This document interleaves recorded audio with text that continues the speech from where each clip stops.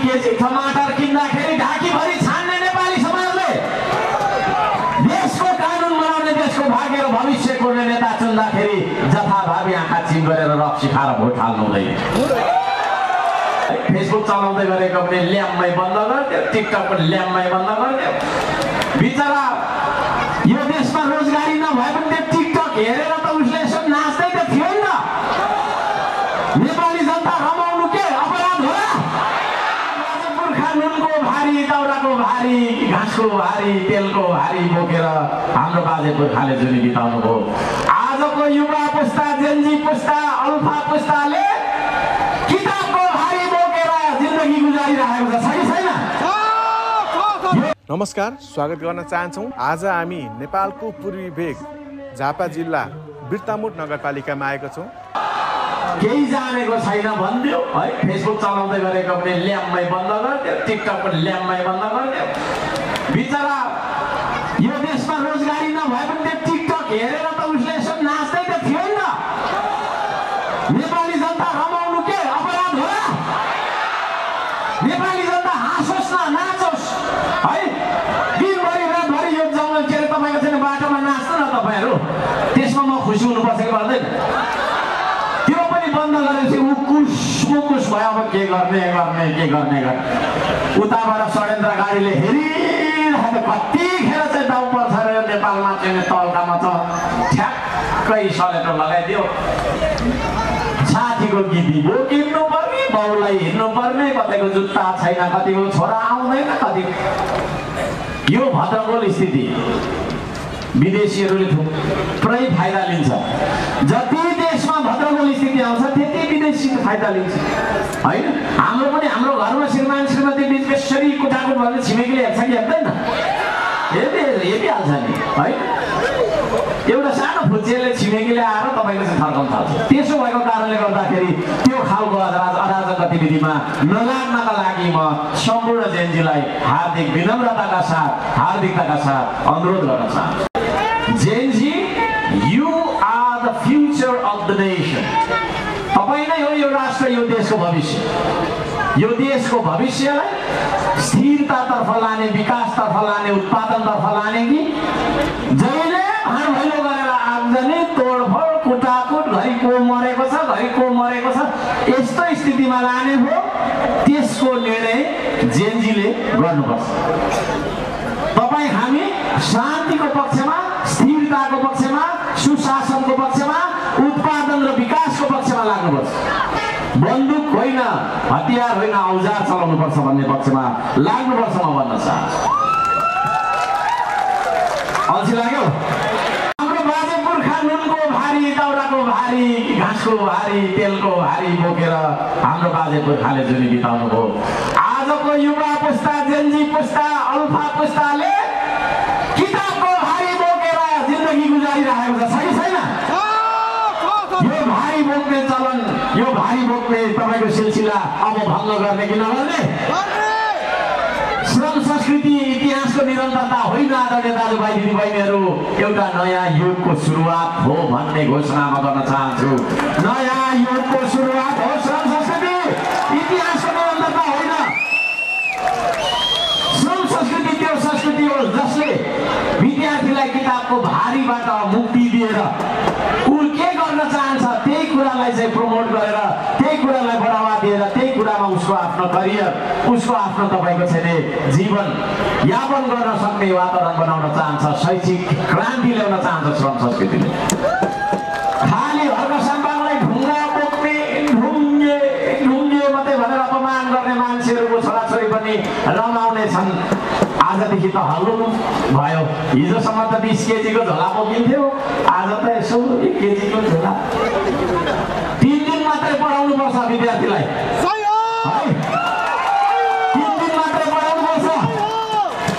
मैले बारम्बार भन्दै गरेको कुरा, हाम्रो देशमा तपाईँको चाहिँ लाग्न सक्छ नेपालीलाई, नेपाल सरकारलाई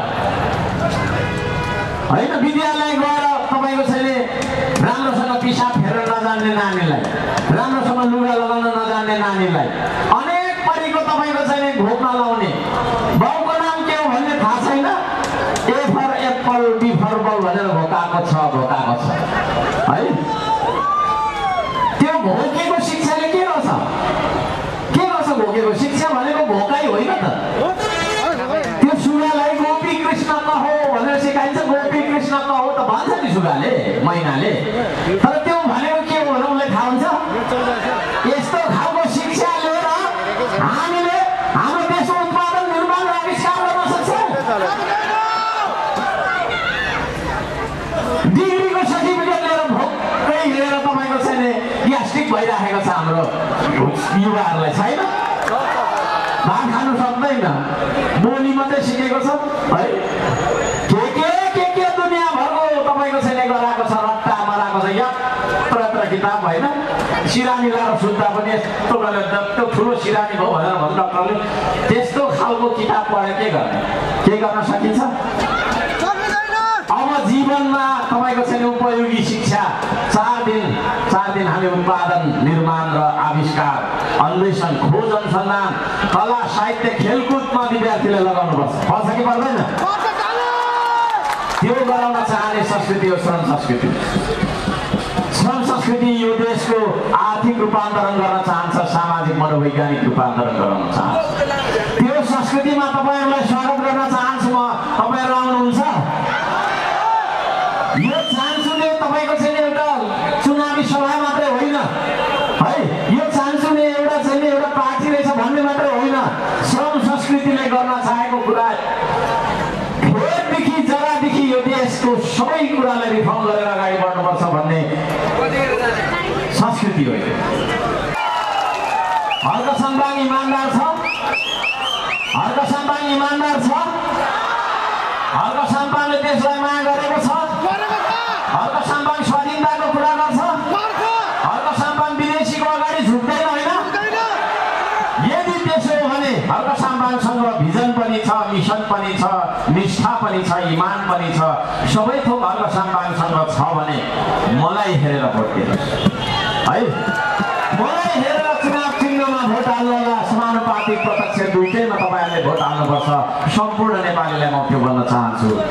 र श्रम संस्कृतिलाई नेपाली जनताले बहुमतको सरकार दिएर पठाउनुपर्छ। हामी टालाटुली बटुली सरकारमा जाँदैनौँ है। यतिजना यति लिएर 4वटा तपाईँको खुट्टा जोडेर एउटा कुर्सी बनाउने, अनि त्यो पल्लोपट्टिको खुट्टाले गरेको गल्ती पनि चुपो लागेर सहनुपर्ने। भ्रष्टाचार त भइराखेको छ, विरोध गर्यो भने सरकारको समर्थन लगेर गइहाल्छ भनेर त्यो खालको रुने लुरे सरकारमा हामी जाँदैनौँ।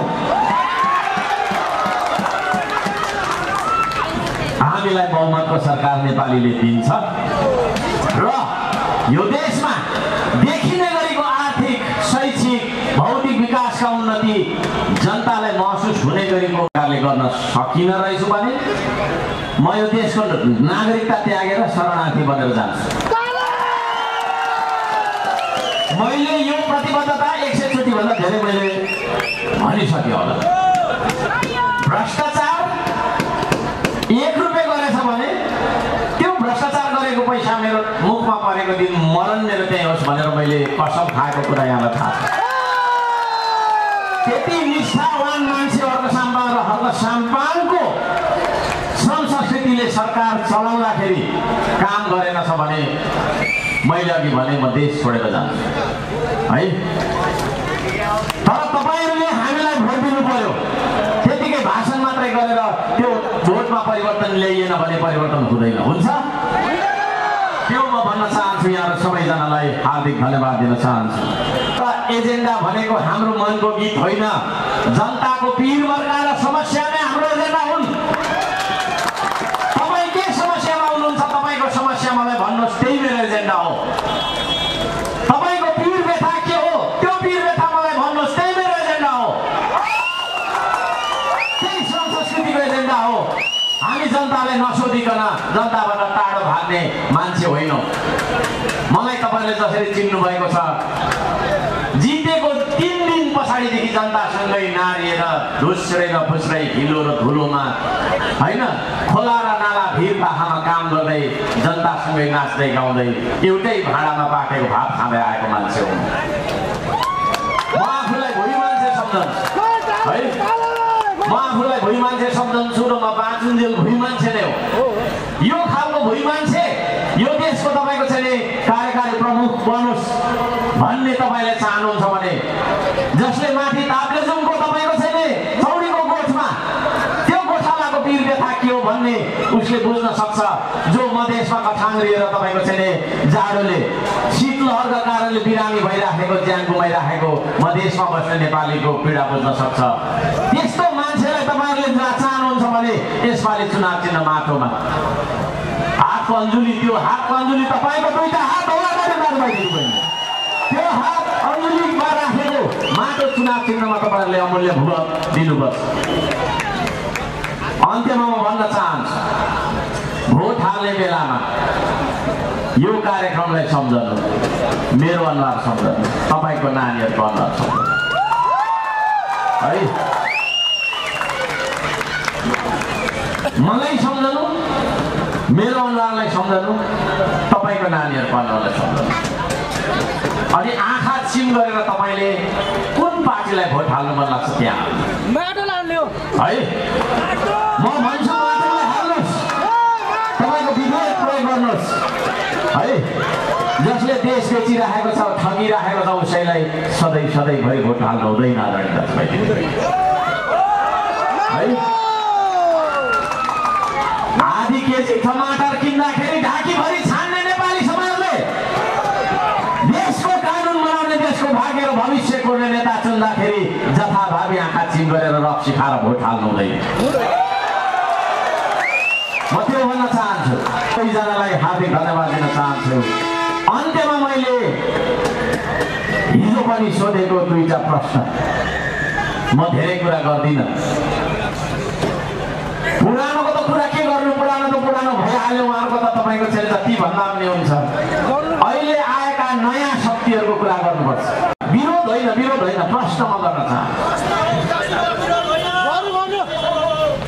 हाम्रो कुलमान घिसिङज्यूलाई एउटा प्रश्न, एमसीसी सम्बन्धी तपाईँको धारणा के हो?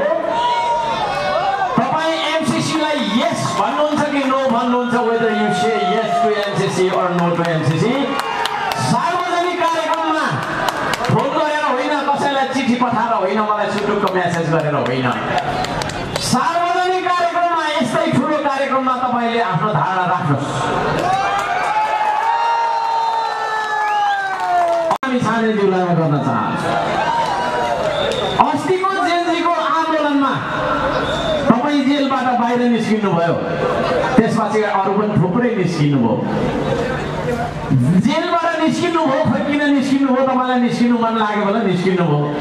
निस्किसकेपछि फेरि 2-3 दिनमा फेरि किन जानुभयो भित्र आफै?